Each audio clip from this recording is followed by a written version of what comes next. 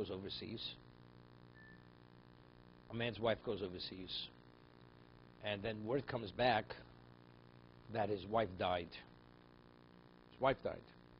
So one's not permitted to marry one's wife's sister only as long as his wife's alive. But after she dies, he's permitted. So getting information that his wife died, he married the sister.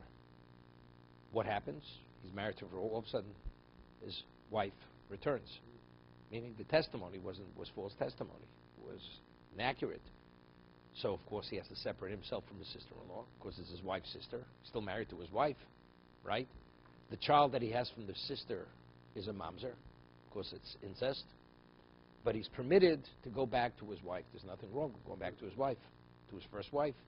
And if his wife now should die, he's permitted to marry the sister that he had mistakenly had relations with, because she's not a sota, right? She's not an adulteress, right? So that's the Mishnah. So the Gemara now speaks. What happens if the sister of his wife was married to his brother-in-law? Two people married to two sisters.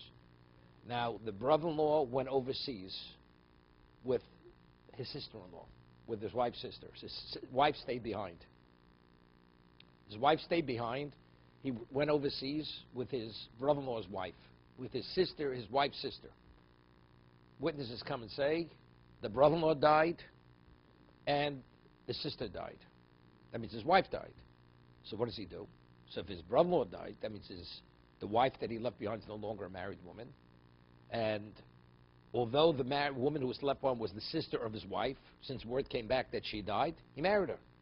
So two things are happening here.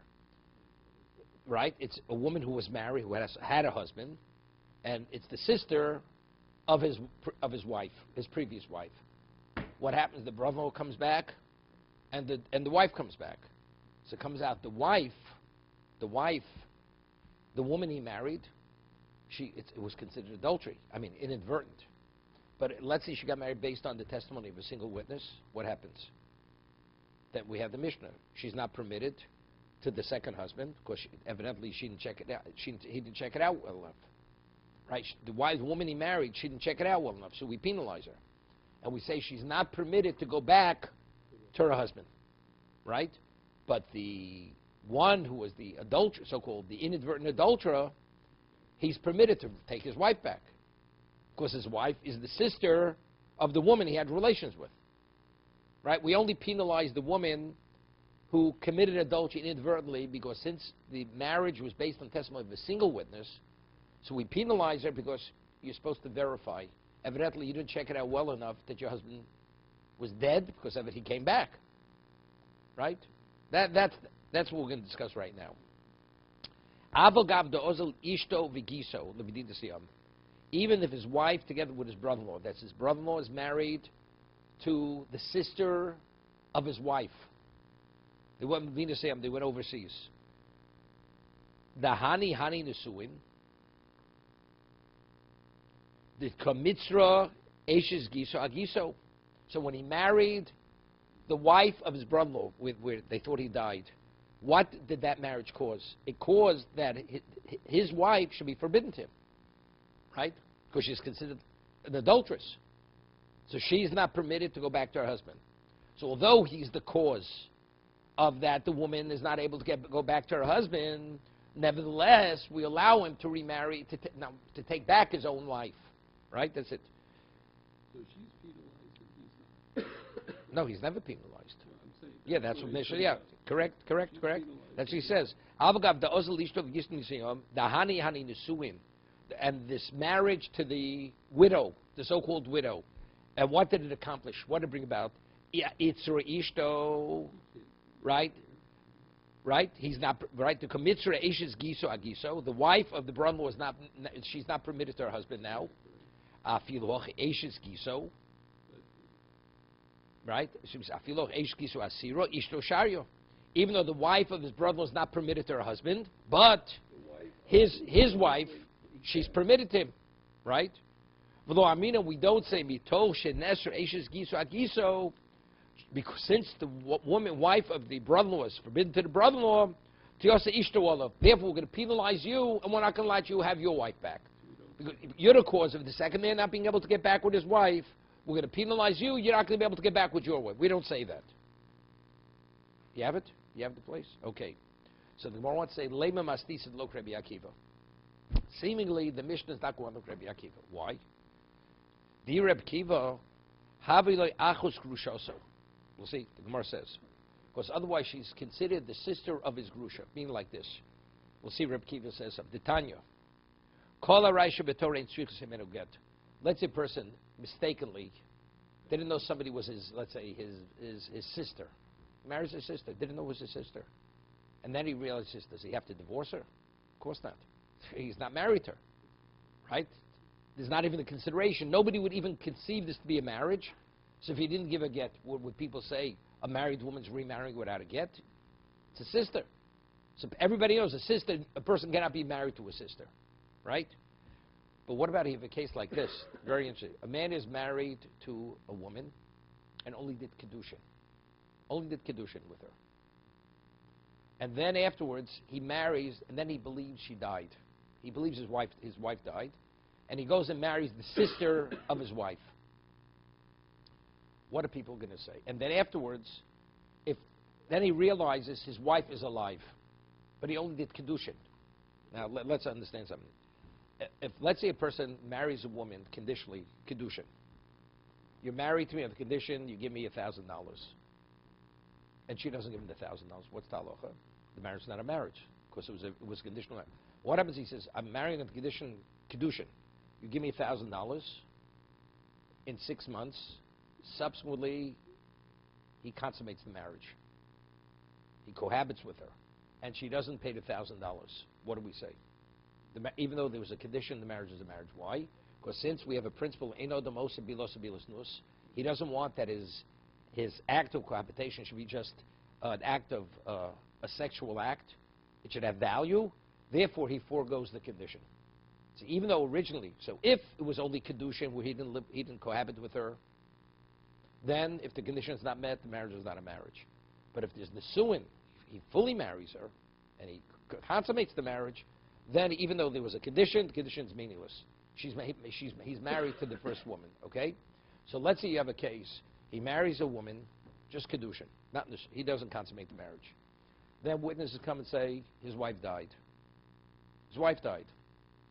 Then he marries the sister of his wife, because he's permitted, okay? And then afterwards, his wife resurfaces. So let's say we say, on a Torah level, he's not married to the second woman, because it's the sister of his wife. But let's say he doesn't give a get to the woman he was married to. What are people going to say? You know what people may say? That since it was only Kedushin, how did he marry the sister of his wife? Because they see the wife's alive. It must have been a conditional marriage. It must have been a conditional marriage, the first one. And therefore, when he married the second one, he was fully married to the second one. So if he's fully married to the second one, how did he release her without a get? So evidently, people say, even though a woman's nation is, she could remarry without a get. That's what people could say.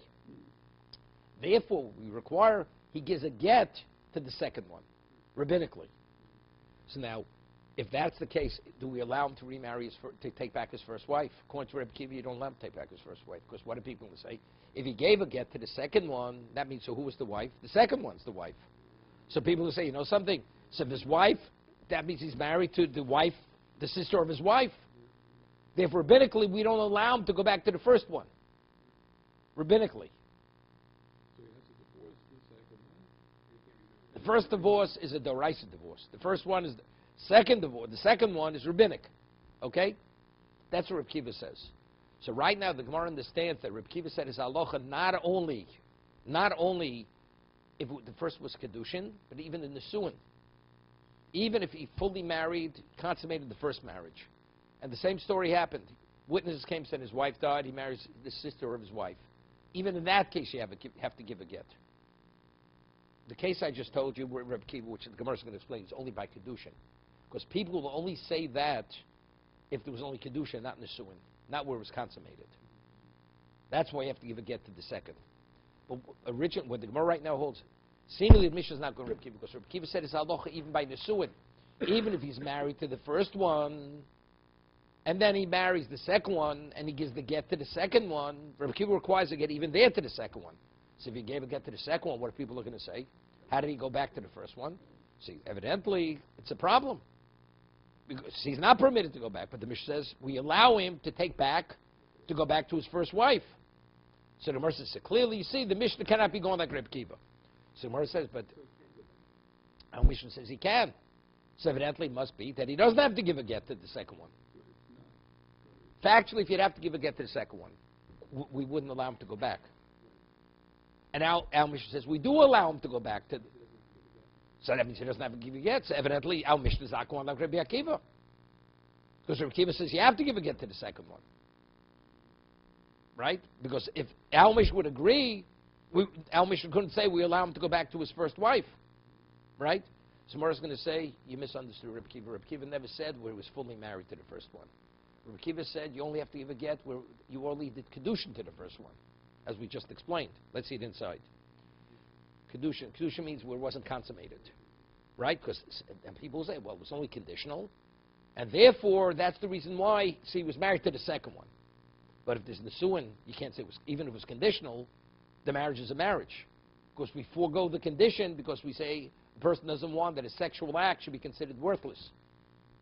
That it should be within the context of a mitzvah. Let's say inside. The Tanya. Kol ha'raisha b'torah ein shrichas semen get. Chutz me'eshes ish shenesas al pi bezdin. Except for the ish which she's married based on Bezdin's ruling that she could get married. Reb Kiva Mosif af Ishesach, he adds two other things. Ishesach, we'll see in a moment. Where you marry the wife of your brother and Achosisha, the sister of your wife. Bekevadom Reb Kiva, boy get. If Reb Kiva says that when he separates from the sister, he has to give a get, as we just said, the Meili Yitzralei. So he can't go back to his first wife with the sisters. Why? Davalo, Achas Grushoso. He's marrying the sister of his Grusha.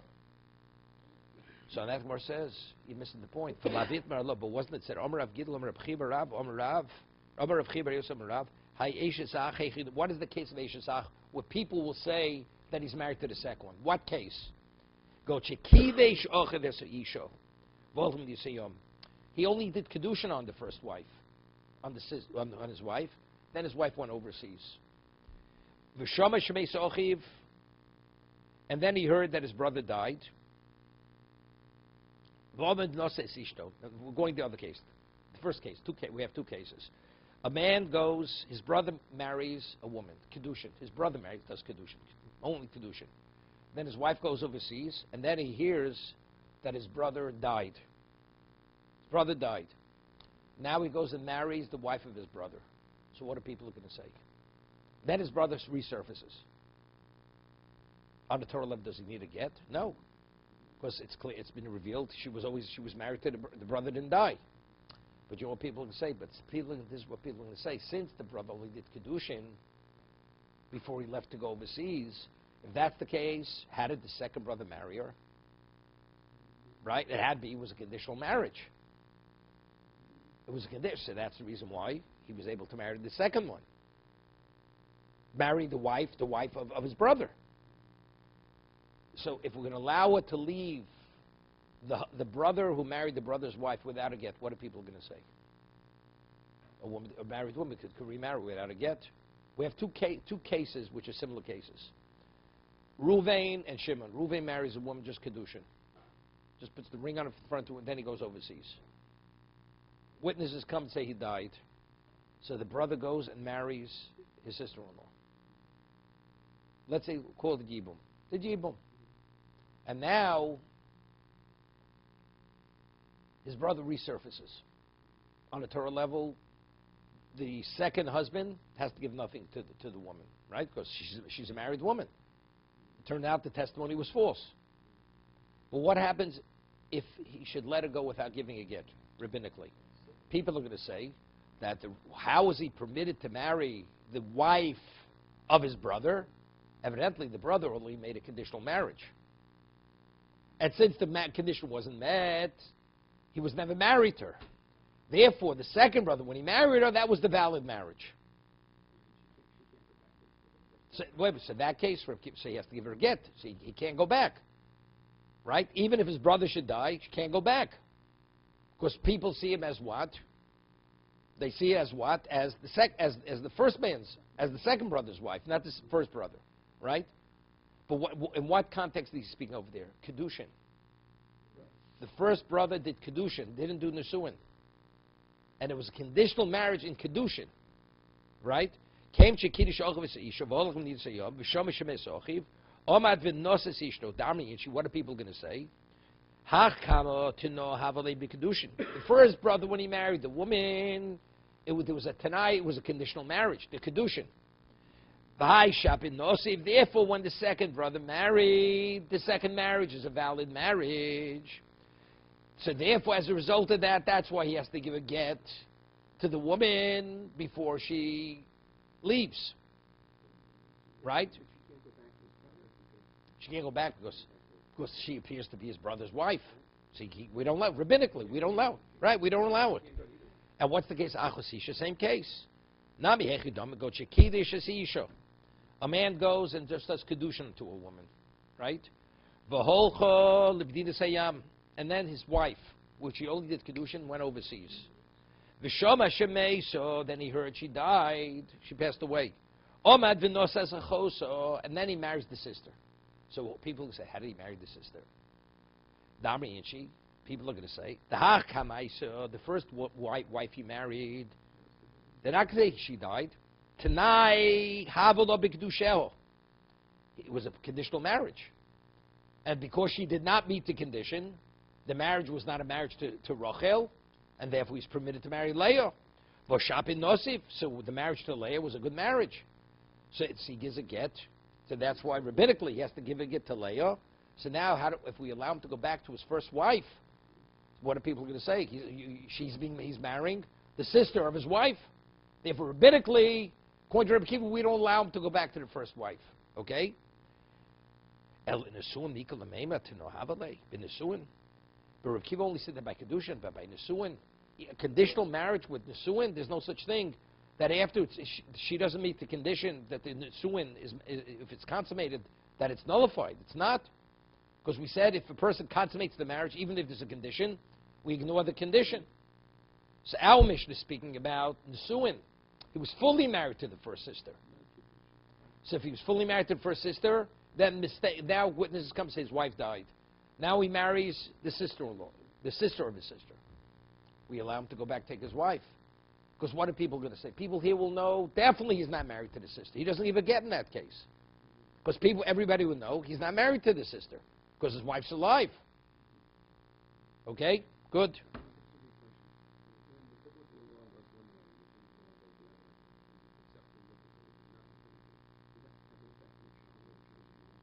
Will be a mamzer drabonon. It's a rabbinic mamzer. Because if he's not a mamzer, then we have a problem. People say, look, something. A man marries his sister. Well, it's incest. And the kid's a kosher Jew. How's that possible? It's contradictory. You can't have that. So therefore, he is a mamzer. The drabonon is a mamzer. Rabbinic mamzer. It could be a Torah mamzer. It could be a rabbinic mamzer. Like some rabbis. Depends where they get their ordination from. Which seminary. Sometimes they're a mamzer on the Torah level. Sometimes the rabbis are mamzer only a rabbinic level. Depends if it's reform or conservative. Yeah. Well, everything. Doesn't make a difference. But we have to, because otherwise we have to preserve it. Otherwise it looks like incest is permitted. And even if you do incest, God forbid, the child's kosher. Can't be. Okay, good. So now the Gemara says, so we say the Mishnah could go like Rabbi Akiva. Because our Mishnah is speaking when he's fully married to the sister. Right? That we could go like Rabbi Akiva. So when he finds out now that his wife's alive, he can go back to his wife. So now the Gemara we're saying the Mishnah go like Rabbi Akiva. Correct? His sister-in-law. That doesn't prohibit him to his wife. Why should it be prohibited? Why should it not be permitted to his wife? Because he was married to because everybody knows the second thing was a mistake. So he could go back to his wife. Why not? Although she's the sister of the woman that he cohabited with. There's nothing wrong with that. Okay? Somewhere says, but if the Mishnah is one, the Rabbi Akiva, the Mishnah should say, if there's a third case. The Gemara stands now, just as we say, if you're married to a woman, one, are you not permitted to marry her sister? And this is only when she's alive. But if the wife should pass away, he's permitted to marry the sister. But that's explicit. It says, b'chayeho. When are you not married? The wife of your sister, Torah says, b'chayeho, only as long as she's alive. It's not a drasha, when she's alive. What about regarding a mother-in-law? Mother-in-law is considered an incestuous relationship. What about after a man's wife dies? Are you permitted to marry a mother-in-law? La halacha, it's incest, it's punishable by death, child's a mamzer. Not a question. The Gemara right now believes that according to Rabbi Akiva, that it's only as long as the wife is alive, that's when the mother-in-law is considered incestuous and punishable by death. And the child's illegitimate. But if the wife should die, then the mother-in-law becomes permitted like a sister. That's what the Gemara understands now. The Gemara says, so when we have the same case. Same case. A man is married to a woman. His word came back, his wife died. He went and married his mother-in-law. And then afterwards, his wife resurfaces. So it's clear the marriage to the mother-in-law is not a marriage. And we allow him to go back to his wife. Why does the Mishnah discuss that case? Yeah? So evidently, if the Mishnah doesn't discuss that case, it seems to be, the Mishnah is not going like Rabbi Akiva. Right? Because otherwise it discussed the case of Chamosa, the mother-in-law. That's what the Gemara is asking now. But the Gemara is going to show that Reb Kiva never said that. We'll see in a moment. Amalei Rav Asher of Kana, Reb Kiva, listen to me Chamoso, do Shamida le Reb Kiva, do Ama Chamos la Chamisa, la Bisreifo. If a person commits incest with his mother-in-law, the punishment is dying by fire. That's molten lead. The Tanya, let's read it. The Tanya, it says in the Torah, Ba'esh Yisrafu, Oso Veshem. What does it mean? Oso Veshem. It says him and them. Wait, but no. Eshen means them. Wait a second. No. Say Oso. Oso is feminine, singular. Eshen. No. It's plural. It's feminine, but it's plural. It's plural. Now, we have a question. It says if a man is married to a woman, and he marries, he has a relation with his mother-in-law, he dies and they die. Who's they? It can't be his wife. What did his wife do wrong? His wife did nothing wrong. So there's a question. Maybe it's speaking about he's married to a woman, and he has relations with his mother-in-law and her mother. You have the case. The grandmother. So so the two of them. Because since he's married to the daughter of his mother-in-law, and it's the granddaughter of the woman, so therefore he dies, and both of them put to death. We'll see. It says, B'esh Yisrafu, Oso Veshen, Oso Ves Achas Behen. Rabbi Shmuel. Rabbi Shmuel says, the word Eshen we interpret to mean, and one of them. Which one? Doesn't mean the grandmother and mother. Which one? The mother-in-law. Eshen means one of them. That's how he's teaching. He's explaining the word Eshen means one of them. That's Rabbi Shmuel. Reb Kiva Mano. Oso Veshtehen. Both. So seemingly they were arguing. Right? But we'll see in Halacha they're not arguing. So it says, Bishlam al-Abayi domashmos dorshni kibinayu. We're saying, in truth, the question, they don't, in Halacha, Reb Kiva, the way Abayi explains the argument between Reb Kiva and the Chacham and Reb Shmuel, they're not arguing in Halacha. They're just arguing how to understand the pasuk. Factually, everybody agrees if a man is married to a woman and he has relations with his mother-in-law and the grandmother, then both of them are deserving of the death penalty. The mother-in-law and the grandmother. The man too, he committed adultery, he committed incest. We're talking about the women, right? Right? Everybody agrees. Reb Kiva, Reb Shmuel. And everybody agrees that if he has relations with his mother-in-law, he's put to death. He and she put to death for incest. The question is, what is the pasuk speaking about? Is the pasuk speaking about he only had relations with one, or with both generations? That's not so. According to Abaye, they're only arguing how to interpret the pasuk. That's mashmos dorshani kebeinayu. Bishlam ba'idiyah mashmos dorshani kebeinayu. The Reb Shmuel sova chado ksiv, Reb Kiva sova tarti ksiv, shapir. Right? They're only arguing how to understand the pasuk. It's very good. So even Reb Kiva agrees that a mother-in-law, after the wife dies, the mother-in-law is still forbidden on a Torah level. Notice halachic difference. What should be if what? If the wife should die? Is the mother-in-law forbidden or not? Rava holds, that's the machlokus. Let's see it inside. Right? So Rashi explains. Esem means if the wife and the mother are alive, yeah? Reb Kiva learns like if the wife and the mother are alive, that's when it's punished by Sreifa. But if they're not both alive, then you're even permitted to your mother-in-law. That's how Rebbe explains the argument. Here, when does the Torah say you're deserving if you have relations with your mother-in-law?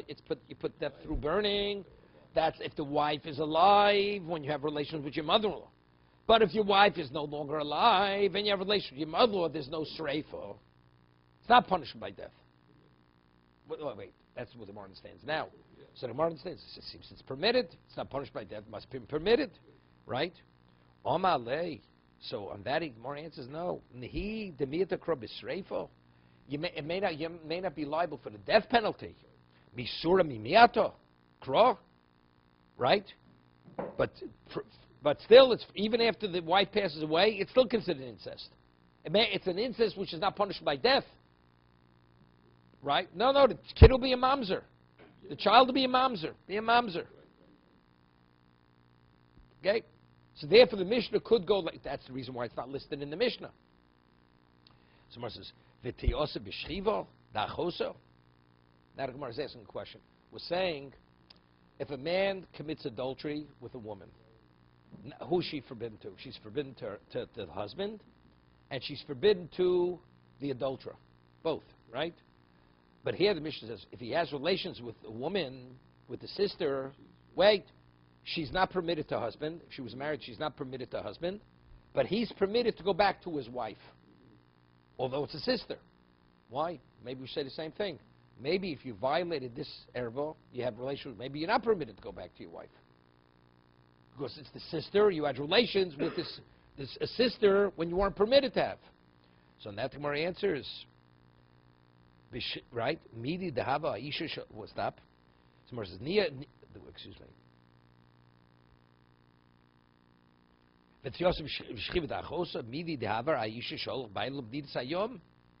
Why isn't it different than a woman where the wife went overseas and he has relations with the wife, with the sister, married to a man? Then it turns out the husband's alive and his wife's alive. So we say the husband has to divorce his wife, right? The brother has to divorce his wife, but he's permitted to go back to his wife. Why? We should say maybe just as the wife can't go back to her husband, his wife shouldn't be able to come back to him. Right? As you penalize him, we should penalize him. On that, the Gemara says, lo dummy, they're not comparable. Rabbinically, we should penalize him. As we penalize the woman, and we don't allow her to go back to her husband, we should penalize the man that we should not let him go back to his wife. It's like a double standard. Gemara says no. They're not comparable. Ishto de b'meizer asira midoraisa. If a woman deliberately commits adultery, has relations with another man deliberately, what's that on a Torah level? It's adultery. She's not permitted to husband. Bishogi, what about it's inadvertent the case where she gets married, testimony of one witness? Gozu barabana. So we penalize her rabbinically. We treat her like an adulteress. Right? Achos isha de meizlo asir midoraisa. What about if a man goes, he's married to a woman, and he deliberately has relations with her sister? On a Torah level, is he forbidden to his wife, although it's the sister of the woman he had relations with? The answer is no. She's not, doesn't affect his relation with his wife. Torah, he's permitted to his wife. A woman who commits adultery, she's called an adulteress. Adulteress is not permitted to her husband. On a Torah level. So therefore, in our case, where it's inadvertent, where she got married based on testimony of one witness, we treat her like an adulteress. It's a rabbinic adulteress, but there's a Torah adulteress. In our case, if a man on a Torah level, if a man's married to a woman and he has relations with her sister, does it affect his relation with his wife? No, he's permitted to his wife on a Torah level, right? Doesn't make a difference, but it doesn't affect the status of his relation with his wife. His wife is still permitted to him. I mean, the Gemara is going to ask you the question, why? What are the psukim? But the Gemara is going to say psukim to show why, right? So therefore, there's no basis to say that we should prohibit her. What's the basis? Adulteress, we can treat her like an adulteress. Of course, there is an adulteress that's not permitted on Torah level. There's no such thing as committing incest, that's something should have impact on your relation with your wife negatively. Doesn't affect your marriage. Someone says, how do you know? Maybe it does. We're saying adultery on the Torah level is adultery. But incest, there's no such thing as incest on the Torah level affects the status of the marriage. Someone says, how do you know? Maybe it should affect it. Get a Gemara's question.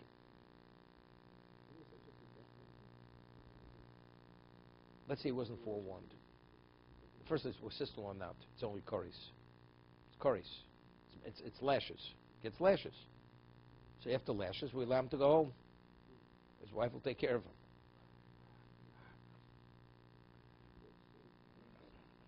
Okay? Somebody says, but how do you know? Maybe even by incest, as the adulteress becomes forbidden on the Torah level, maybe the incest also maybe the wife, the sister becomes not permitted. How do we know it? The Gemara says, Minolan, how do we know? Minolan lo asira. How do we know that the sister of the one he committed incest with doesn't become forbidden to him? Right? Reuven's married to Leah. He has relations with Rachel. Since incest. How do we know that he's permitted to remain with Leah? The Tanya.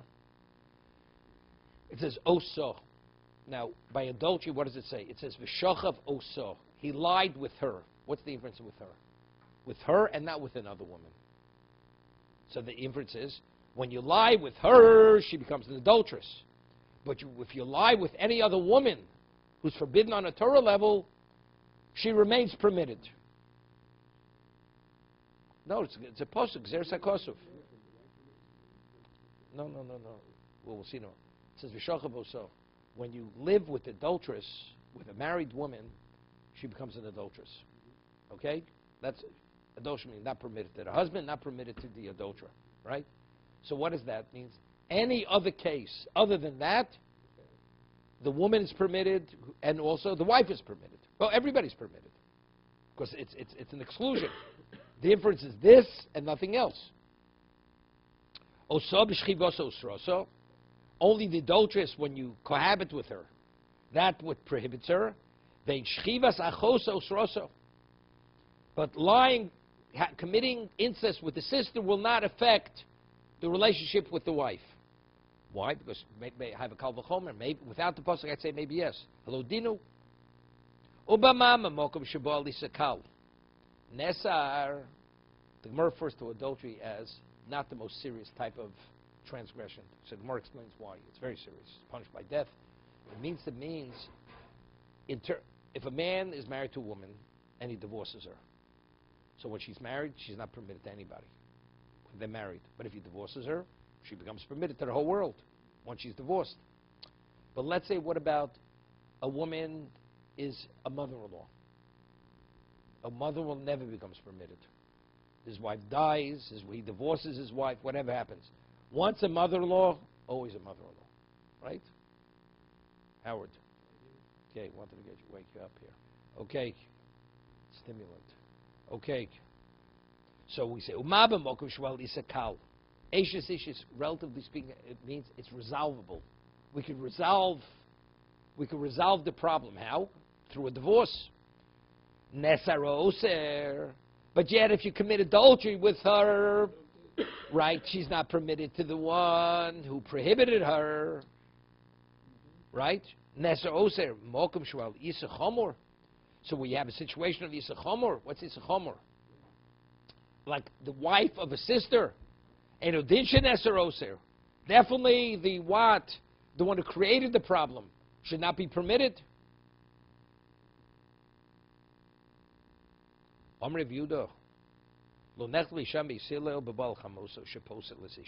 hear this? Rabbi Yehuda says, we'll see in a moment, there's no argument that if a person has relations with his mother-in-law, that it affects his wife. everybody agrees, it does not affect the wife. Yeah, a man has relations with his mother-in-law, both Bisham Bisil agree, the wife is fully permitted to the husband.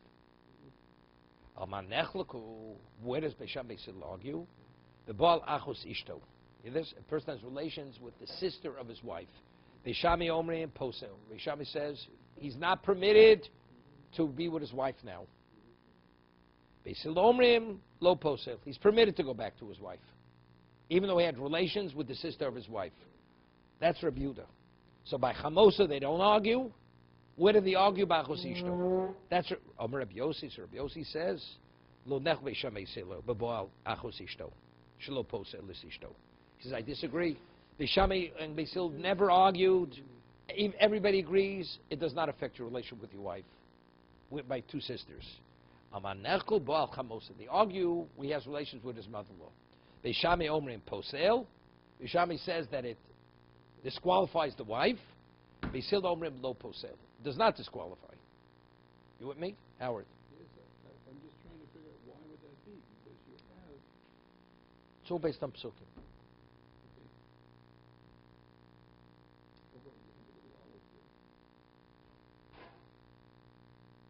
Below posel. But by Achos Isha, Rabbi Yossi says everybody agrees he could go back to his wife. Nobody argues. Why? Wait a second. Before a woman is married, before a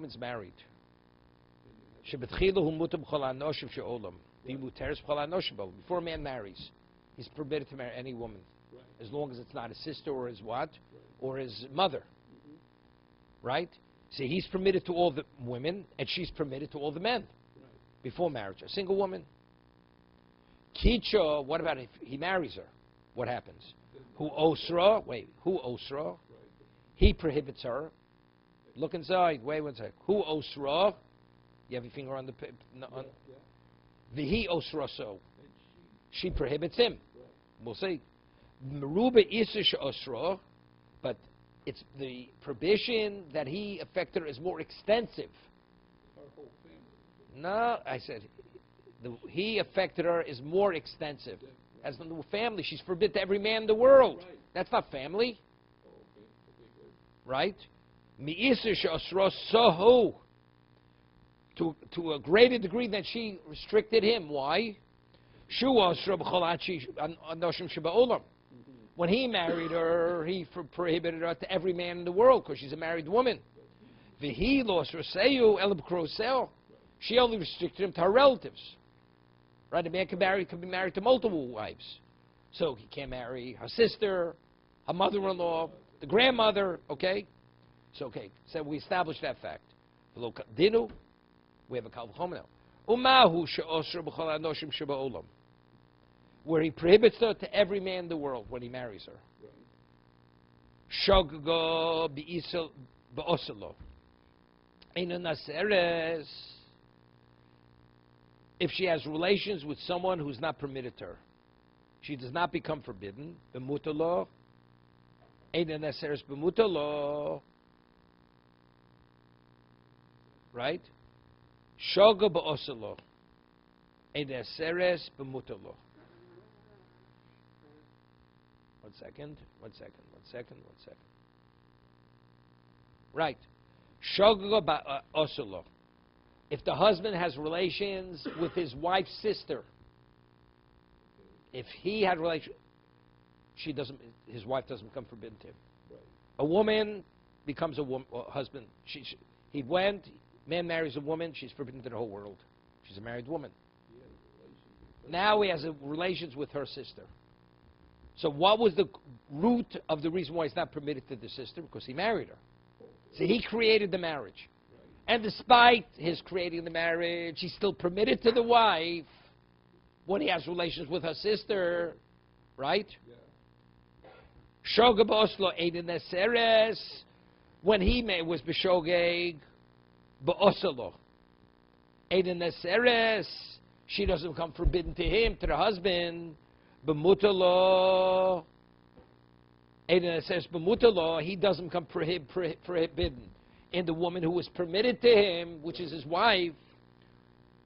He shlo asur seu ela b'krovuseo, where she only limited him, restricted him to her relatives. Shogag ba'osalo, where he mistakenly has relations with her sister. Eno din shlo neselo b'mutalo. Right? Zadin l'shogeg. So based on the Kal V'chomer, we say if he has relations with his wife's sister, he's permitted to go back. Right?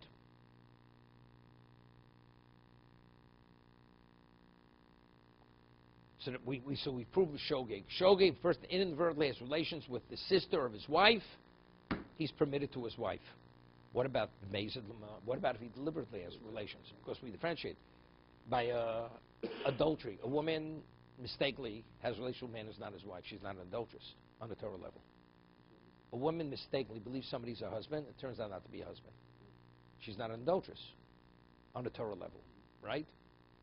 So the same thing. But what about if it's deliberate?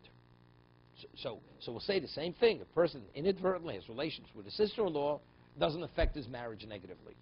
But maybe if he deliberately has relations with the sister of his wife, maybe it does affect his marriage. So but how do we, even if he does it deliberately, how do we know it doesn't affect his marriage? Talmud Loma Oso. It says by an adulteress, when he lies with her, she becomes forbidden. So what's the inference of with her? Her and not someone else. Right? Oso. Oso shchibosa osroso. When he has relations with her, that cohabitation prohibits her. But lying with the sister does not affect her. Here? When you commit adultery, the adulteress becomes forbidden. But when you lie with the sister of your wife, it does not affect your wife, your relation with your wife. Your wife's permitted. Okay? How do we know a person deliberately commits incest with his sister or the wife of his sister? How do we know he's still permitted to his sister, to his wife? Because it says by adultery, when you lie with her, the married woman, somebody else's wife, she becomes forbidden to you. So who becomes forbidden?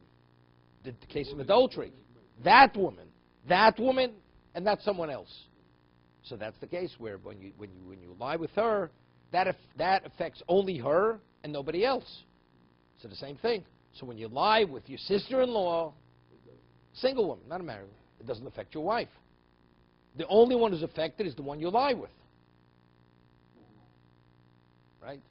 So even if he deliberately commits incest with a sister-in-law, his wife is still permitted to him. No, let's say she's a single woman.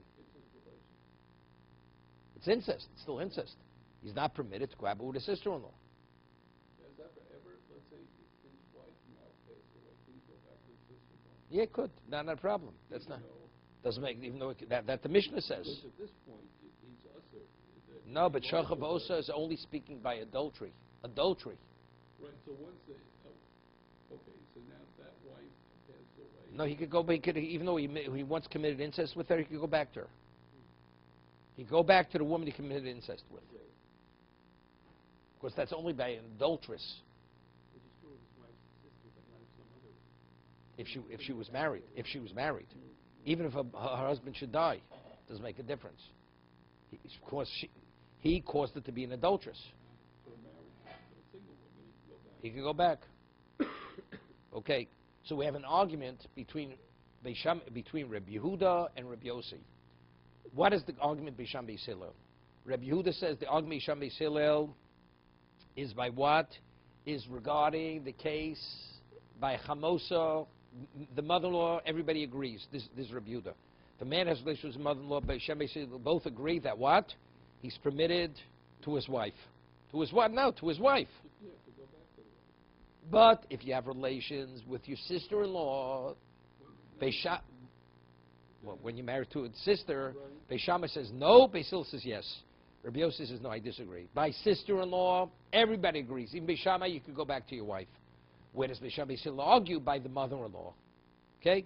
So according to the Omer Ish Lakish, Omer Abami or Ish Lakish, my time is Rabbi Yehuda. Why does Rabbi Yehuda hold that the machlok, everybody agrees by a mother-in-law, his version, by a mother-in-law, everybody agrees that it does not affect the marriage to the husband, that the husband can remain with his wife. The chsiv, what does it say in the pasuk? Ve'esh yisrafu oso ve'es hen. Right, that's the pasuk by having relations with a mother-in-law. So it says you put them to death, and them. Somebody asks a question. Them means the wife. Somebody asks, I mean, what do you want from the wife? The wife did nothing wrong. A man marries a woman, now he has a relationship with the mother-in-law. Says you should both of them to death, right? If they don't use l'sreifo, so it definitely doesn't mean sreifo because she's an innocent woman, the wife. Teneuinin lisura. That's the way he learns. It can't mean sreifo. You treat her as if she committed incest, as if it affects her marriage. I mean, the act of incest with the mother-in-law affects both of them. The mother-in-law to be put to death, and the wife not to be permitted to her husband.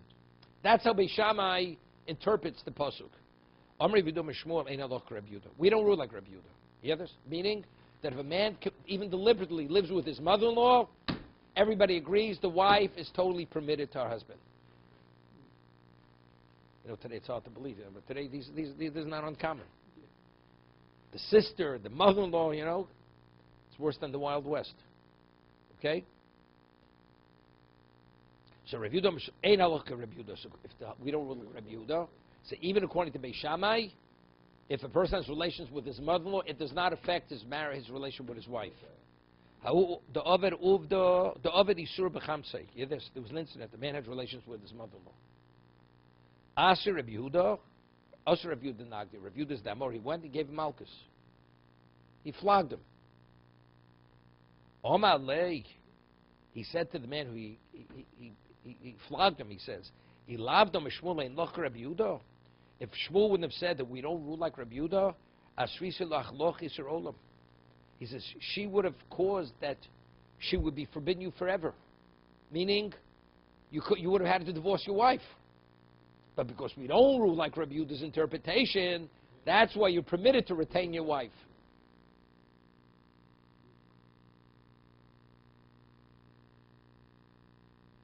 Second. Yeah, further. Even it's a little difficult because that was only part of Beis Shammai. He says, since Rabbi Yehuda, Shmuel says we don't rule like Rabbi Yehuda, therefore that's the reason why you're permitted to your wife. But we said before, that's the argument Beis Shammai Beis Hillel, right? According to Rabbi Yehuda, he said,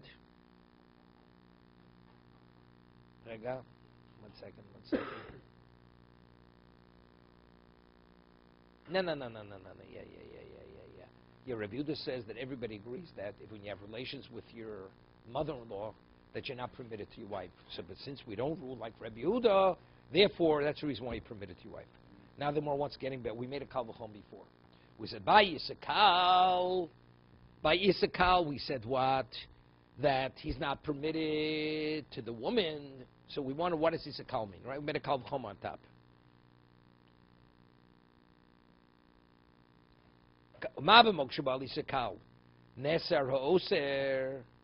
Right? That was the question.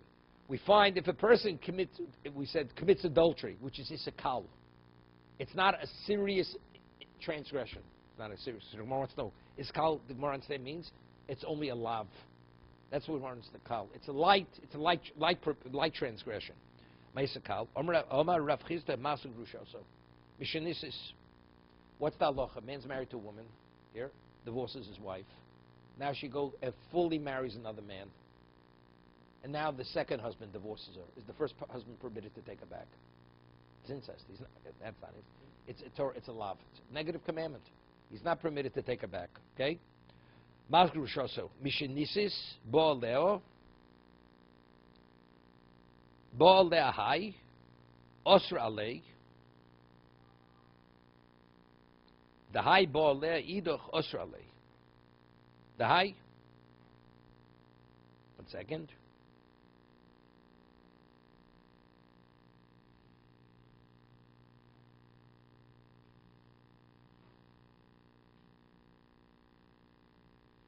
Yeah. Ruvain is married to a woman, divorces her. Shimon now marries her. So she's off limits to Ruvain, correct? Now Shimon divorces her. Now Ruvain remarries her, which is Torah violation. After she married someone else, and now she wouldn't. Well, he did the wrong thing. Okay. Fully marries her. Good. So now could Shimon take her back? Even though it was married, it was wrong. It was in sin. You can take her back. No, Shimon cannot marry her also for the same reason. Yeah. It's Mas Grushosa, so we have Mas Grushosa of both of them. Yes. You following, Norman? Okay. Reuven is married to a woman, divorces her. She marries another man, fully marries. Let's say the second man now dies. Is the first husband permitted to marry again? No. Okay. Let's say Shimon, who married her, didn't die. He divorced her also. He saw that she wasn't the bargain that he thought she was. So he divorces her, and now Reuven remarries her, which he wasn't permitted to. So she's married. It's only Chavi Lavim, so the marriage is a marriage. No, not permitted, but she's considered married to Reuven. Let's say now Reuven divorces her. Because it's only a love. It's only a love. Okay? Now let's say Reuven decides he divorces her. Is she permitted to go back to Shimon? Reuven's the first husband. Reuven's married to divorce her, Shimon marries her. Full marriage. Now Shimon divorces her. No, so now she's single. Now Reuven chooses to marry her again. Reuven was the first husband. It's a Torah violation. So what is it called? Because he's Mas Grushasa, he's remarrying his divorcee.